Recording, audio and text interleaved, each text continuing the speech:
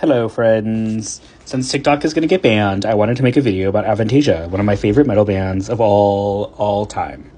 I am someone who loves metal. I love power metal. I love symphonic metal. I love melodic metal. I love goth metal, and I love thrash metal. I love speed metal. I love all of the metal. All metal is created equal. There is no one metal that is inherently better than the other, because to quote Jack Black, rock is not the devil's work, it's magical and rad. All right, so moving on. So Avantasia, for those who do not know and are interested in getting into melodic power metal, is a supergroup. And it was originally created by Tobias Sammet, which I have butchered that name. And he is originally from a band he and his friends from high school created called Ed Guy, which is also a really good band, okay? They're really, I love them. And I understand why we won't get another album, but anyway. So Avantasia is incredible, and they just released their new single, Creepshow, which I have had on repeat for the last 15 hours, much to my husband's dismay. And their new album, Here Be Dragons, comes out in February, which is after the TikTok ban. And because we live in this timeline, TikTok will be banned. So I wanted to put my metal voice out there, so I'm going to make a lot of metal content moving forward. But I wanted to start with Avantasia, because there are two bands that got me into this type of metal, and they are Nightwish and Avantasia. And I will go on about Nightwish, don't worry, because she has opinions.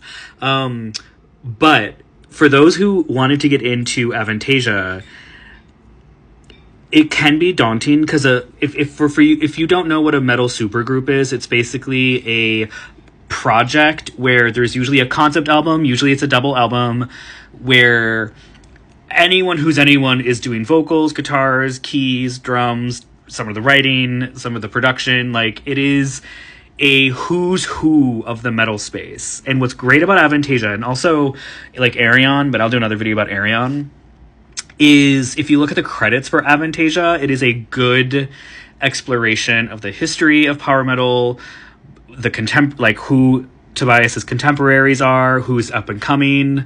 Like, it is a very good cross section of the metal scene, particularly in Europe.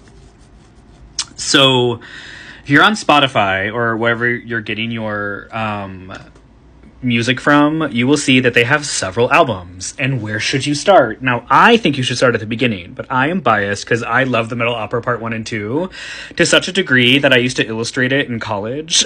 And I want an animated version of the entire story because it's really cool and it's really convoluted, but maybe I will explore that in another video. But I'm just going to go through, I'm going to keep this picture up because I'm not smart enough to know how to change pictures. But I'm going to go through every single album really quick to kind of explain a little bit about what it's all about. So you have the Metal Opera Part 1 and 2, which started it all.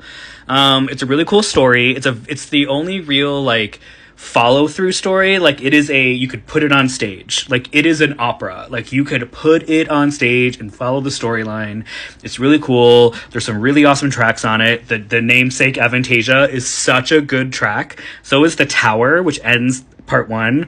And my favorite Avantasia song is The Seven Angels, which is this Baroquean, bombastic, giant 14-minute of a song that I do not give me the aux cord or else that will go on immediately, especially if you're I think I like metal. Oh, do you? But really good. And the stories, it takes place in the olden days and kind of the dark ages, and the main character's a monk, and he is kind of exploring philosophy, and the church is hey, philosophy's bad, you should follow our message. There's a kidnapping involved, and then he finds out what meditation is and what magic is, and he goes inside of his own brain, which leads him to the world of Avantasia, which is a it's so good, and you need to listen to it, and you need to bring it into your life. So that's a good place to start, but I can understand it might be difficult because it is a through-line story. So if you don't want to sit through 2 albums where you're like, what is the story here? And you like a little bit of a more conceptual situation, we can move on to his trilogy. So his trilogy happened about 6 years after the Metal Opera Part 2, and it blew me away because I thought we were not going to get any more Avantasia. Because again, it is a supergroup, and you need a lot of really good people to make a supergroup happen. And those 3 albums are The Scarecrow, Angel in Babylon, and The Wicked Symphony. And this is an interesting trilogy because it's very conceptual, and some of the things that I've read about it is very, I don't want to say it's very autobiographical, but it's definitely pulled from very similar themes of like rock stars. Like there's themes of addiction in it, of passion, of inspiration, of burnout, like how, what, and etc. And this is where we first get this type of imagery, like the Scarecrow, who is sort of supposed to be, I don't know if it's supposed to be, but like if it's not, it should be, is Tobias Sammet. And the title track on the Scarecrow album, The Scarecrow, has one of the best beginnings of a song ever, and it is my favorite song off that album. My favorite album of that trilogy is The Wicked Symphony. Like the 2-part song that kicks it all off. I'm gonna probably listen to it right after this video. It's really good. I like Angel of Babylon. I like the last 4 songs in particular, but if you like more of the harder sound, this is sort of the trilogy-ish for you. Now, there was a special EP that released before Scarecrow, before The Scarecrow and Angel of Babylon and the Wicked Symphony, called Lost in Space, and that was more like, there's really good songs on it, like The Story Ain't Over is really good. There's some really cool like power metal covers of ABBA songs on it that are really awesome. Like Tobias Sammet is just the best.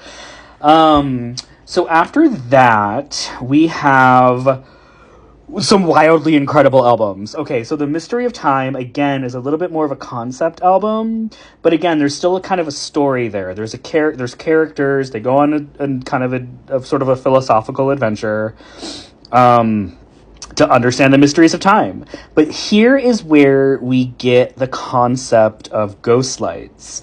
And when Tobias Sammet starts to go more into a ghostly, supernatural, paranormal space with his storytelling, and that's when we get my favorite Avantasia album called Ghost Lights. And when I tell you that I have listened to this album so many times, I own it at least in 3 different ways. The title track Ghost Lights is incredible. Let the Storm Descend Upon You, incredible. The song with Dee Snider, incredible. Like, hit after hit after hit is on that album, and I strongly recommend it especially if you're a fan of The Mysteries of Time, which is his album that's the hardest to get into because it's just so different than The Wicked Symphony. But strongly recommend. And now we get to like some good albums. So after Ghost Lights, in 2019, he released Moonglow, and Moonglow is really good. Again, very similar. There's a story there. It's a bit more of a concept story. It's a bit more conceptual. Because, like, again, Metal Opera Part 1 and 2 is the only real, like, you can put it on stage. There's characters. Almost every character has a voice, etc.